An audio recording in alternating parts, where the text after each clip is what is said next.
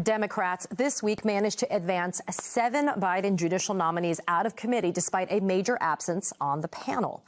California Senator Dianne Feinstein, the oldest sitting U.S. senator and member of Congress, has been MIA in Washington since the President's Day recess in February when she was diagnosed with shingles, a non-life-threatening but incredibly painful infection, and a condition for which she has since been hospitalized. The 89-year-old senator's absence could spell trouble for key Democratic agenda items in the Judiciary Committee and on the Senate floor if she doesn't return to Washington soon. Meanwhile, the calls for her resignation are intensifying as she has missed more than 3/4 of all votes in 2023. ProPublica notes this makes her the most absent member in all of Congress. In a new Vanity Fair piece, our next guest writes, quote, "We should not hold a United States senator to a lower standard than that to which we hold all other Americans. We should expect that a senator would, at minimum, perform the basic duties of their job like casting votes, rather than clench power at the public's expense." Joining me now is special correspondent for Vanity Fair and the host of the Fast Politics podcast, Molly Jong-Fast. Molly, it's so good to see you as always. Thanks for being here. I think this is a really important conversation, and I wanted to have it with you. There is some good news. The Judiciary Committee managed to advance a handful of Biden's nominees with bipartisan support. But this is a very real problem. Republicans have blocked attempts to temporarily replace Senator Feinstein on the committee, and the margin for Democrats in the Senate, as we know, is already really slim. So how harmful could Feinstein's prolonged absence end up being for Democrats? Well, it'll stop the judicial nomination process. Eventually, they won't have the votes to get these judges in. But I think it's also a larger issue, right? I mean, you read reporting. I just read something in Roll Call that talked about how people in her staff don't really think she's going to be able to come back. That there's really no plan to bring her back. And fundamentally, this is a job. You're a public servant. You are there to serve the public. And this idea that somehow, because she's a woman or because she's older, that she should be immune from that is really ridiculous. And I mean, she's 89 years old. It's not that she is too old for this job. It's that she is not in this job and not doing it and has no plans to return. And America is in the middle of a judicial emergency. In Rebecca Tracer's profile of Dianne Feinstein for The Cut last year, she noted questions surrounding Feinstein's cognitive health. Tracer described a call with the senator in the following way. Nothing she said suggested a deterioration beyond what would be normal for a person her age, but neither did it demonstrate any urgent engagement with the various crises facing the nation. Every question I asked about the radicalization of the GOP, the end of Roe, the failures of Congress was met with a similar sunny imperviousness. Are some of these calls, Molly, for Feinstein's resignation really about continued signs of waning mental acuity?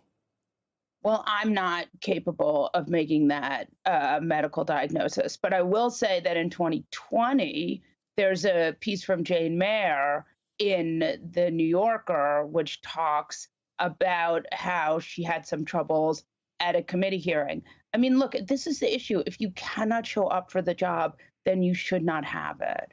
And this is really a case of that.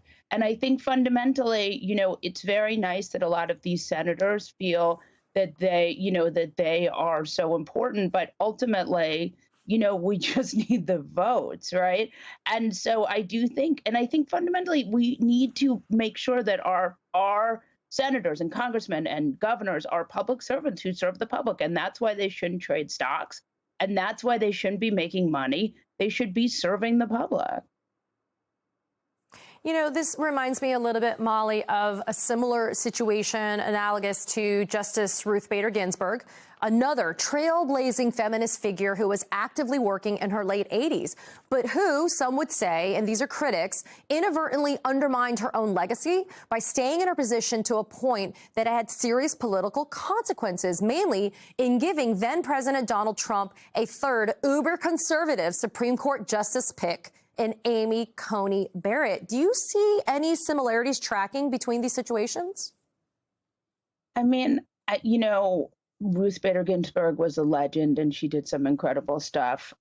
The fact that there is no Roe should add to the urgency that these members of the Senate should feel. I mean, we have a seriously activist Republican judiciary now.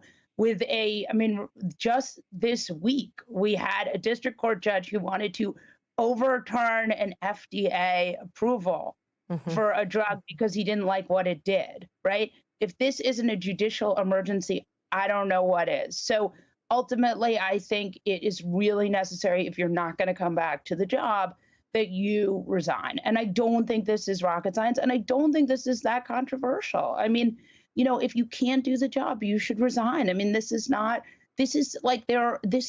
of the most important jobs in America. Yeah, but and last question, Molly, you've got people like Representative Nancy Pelosi. She's defending Senator Feinstein's choice to stay in office. And Pelosi's making it seem like it's an ageism and a sexism issue. So what do you make about the fact that this debate, at least in the eyes of even some congressional Democrats, has become an issue about sexism or feminism even? Well, I don't think it's those things. And I think that a lot of electeds know that a lot of older people vote and they don't want to alienate them. And look, this is not about age. This is really about, are you in the office? And I think you can look at anything in any way. But the reality is, there have been senators who have stayed too long on the right and the left, female and male. Now, this is not even an issue of staying too long. This is an issue of just not being in the office to take the votes you must take. I understand why Nancy Pelosi is defending her. I understand why other people who are running for re-election are defending her, and you don't want to alienate voters. But, if the job, I think it reflects badly on Democrats that they're allowing someone to do this to the judiciary. Molly Jong-Fast, as always, I appreciate your insight, and I also appreciate you tackling this conversation. It's creating a lot of furor, and understandably so, but I think it's an honest conversation that needed to be had. So thanks for being here this morning. I appreciate it.